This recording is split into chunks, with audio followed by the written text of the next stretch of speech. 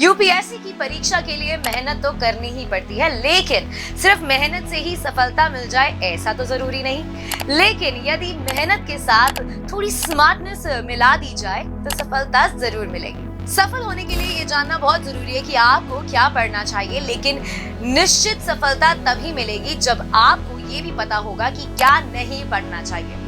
आज के वीडियो में हम इसी बारे में बात करेंगे। नमस्कार, स्वागत है आपका प्रभात एग्जाम के YouTube चैनल पर। एक ऐसा प्लेटफॉर्म है जहां आपको मिलती है सभी कॉम्पिटिटिव एग्जाम से जुड़ी महत्वपूर्ण जानकारियां जो आपको किसी भी एग्जाम में सफल होने में काफी मदद कर सकती है। अगर आप हमारे YouTube चैनल पर पहली बार आए हैं तो हमें लाइक और सब्सक्राइब जरूर कर ले और हमारे लेटेस्ट वीडियोस और अपडेट सबसे पहले आप तक पहुंचे, इसके लिए बेल आइकन को प्रेस करना भी ना भूलें। तो आइए शुरुआत करते हैं आज की वीडियो की, जो है बुक लिस्ट और रिसोर्सेज से क्या पढ़े और क्या ना पढ़े।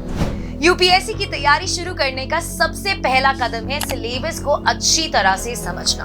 आपको ये भी समझना चाहिए कि सिलेबस बड़ा है लेकिन असीमित नहीं है, इसीलिए सब कुछ पढ़ना है। ये सोचकर सब कुछ पढ़ने की जरूरत नहीं है। इसीलिए सबसे पहले मंत्र ये याद कर लीजिए कि जो भी विषय या टॉपिक पढ़िए, सिलेबस को साथ में रखिए।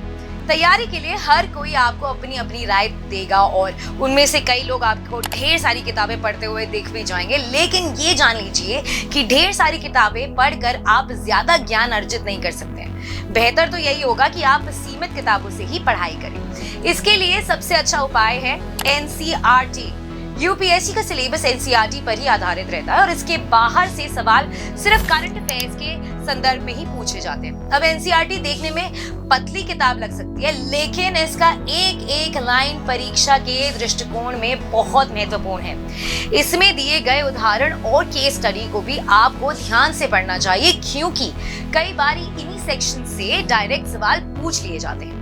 कोशिश कीजिए कि आप एनसीईआरटी को कम से कम 2 बार जरूर पढ़ें और इसके नोट्स भी तैयार करें। कोई भी किताब सिर्फ इसीलिए अच्छी नहीं होती क्योंकि उसका लेवल बहुत हाई होता है। आपको भी ऐसी किताबों को पढ़ने से बचना चाहिए। यूपीएससी के लिए आपको रिसर्च नहीं करना है, बल्कि नॉलेज गेन करना है। हाई लेवल या ग्रेजुएशन लेवल की किताबें पढ़कर आप सिर्फ अपना समय ही नष्ट करेंगे। राजनीति की खबरों का यूपीएससी में कोई खास महत्व नहीं होता है।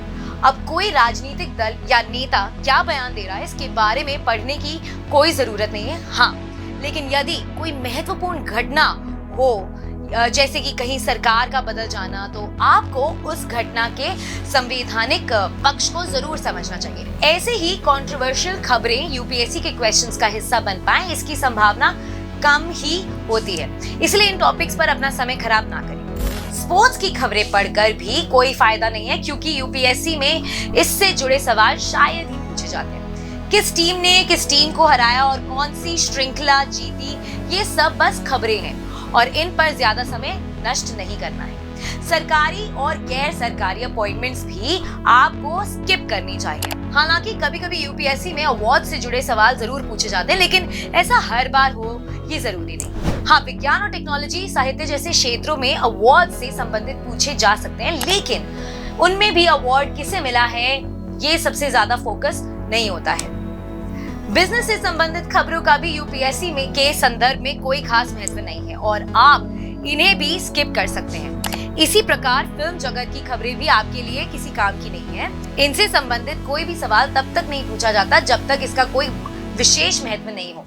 दोस्तों, जब आप अखबार पढ़ते हैं तो उसमें राजनीति की खबरें को अवॉइड कर सकते हैं। यदि सरकार की कोई योजना या अंतर्राष्ट्रीय संबंधों से रिलेटेड कोई न्यूज है तो उसे जरूर पढ़ें। अखबारों के आर्टिकल्स के साथ साथ एडिटोरियल्स पर भी ध्यान दें, क्योंकि इससे आपको आंसर लिखने का तरीका भी समझ आएगा और आपको ये भी पता चलेगा कि किसी मुद्दे पर अपनी राय को कैसे रखना है।